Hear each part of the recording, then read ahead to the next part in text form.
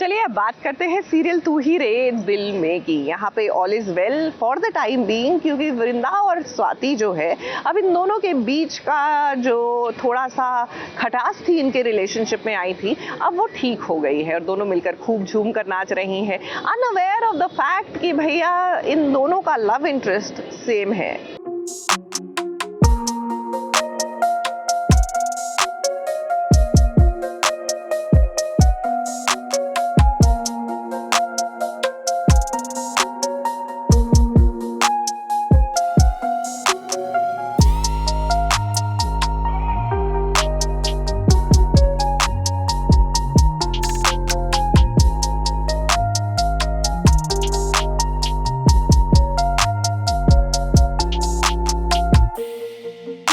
स्वाति और वृंदा में खून का रिश्ता नहीं है तो क्या हुआ, इनके बीच एक एहसास वाला रिश्ता है। अब देखिए ना, कुछ पल के लिए वृंदा गायब हो गई थी, स्वाति कितनी परेशान हो गई थी, लेकिन अब सब कुछ ठीक हो गया है, इसीलिए घर में खुशी का माहौल है। अब वृंदा जानती है कि अगर स्वाति नाराज है तो उसे खुश कैसे करना है, और इसमें वृंदा का साथ दे रहे हैं घर वाले। और जरा देखिए तो यहाँ पर वो मोहतरमा भी शामिल है जो वृंदा को बिल्कुल पसंद नहीं करती है। हम बात कर रहे हैं स्वाति की माँ की। वही हम पपी फेसेस बनाते रहते हैं, सबका दिल जीतते रहते हैं। तो आज अभी स्वाति ने पपी फेस बना दिया मेम के सामने, मासी जी के सामने, और मासी जी मान जाती हैं। फिर वो बोलते हैं कि चलो अम्मू को भी साथ लेके चलेंगे ज्वेलरी शॉपिंग के लिए, और फिर बहुत ही प्यारा सा मोमेंट होता है मेरे मासा जी और स्वाति के बीच में, इसमें हम डांस करते हैं। ये एक्चुअली मुझे अभी तक तो नहीं पता, बट मुझे ऐसा लगता है कि कुछ मेजर ही होने वाला है, क्योंकि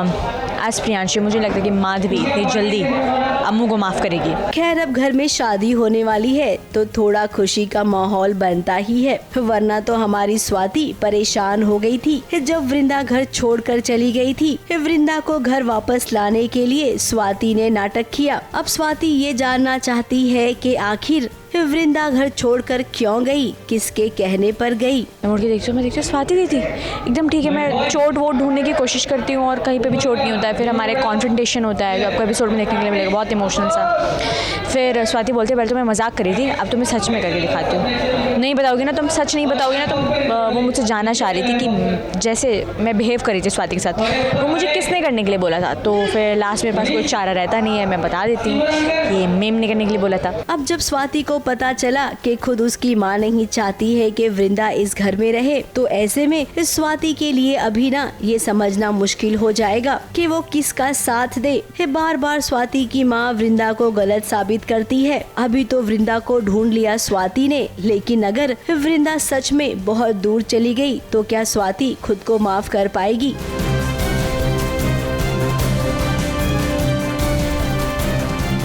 मुंबई से सोनू शुक्ला के साथ एबीपी न्यूज रिपोर्ट।